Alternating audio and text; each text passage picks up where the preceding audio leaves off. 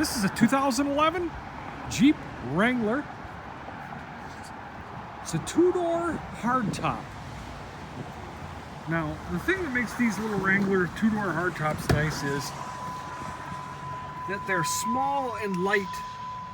It is a manual transmission, V6. These do have the removable top so that the front piece comes off separate from the rear. This truck's in really nice shape. It's got 146,000 miles on it. But the thing that's nice about these trucks is you can take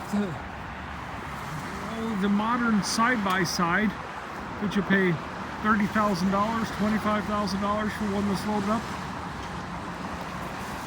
Use one of these little Jeeps instead for less than half the price.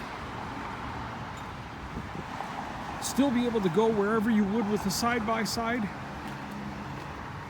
Drive it down the road comfortably, and they're not wore out in 4,000 or 5,000 miles.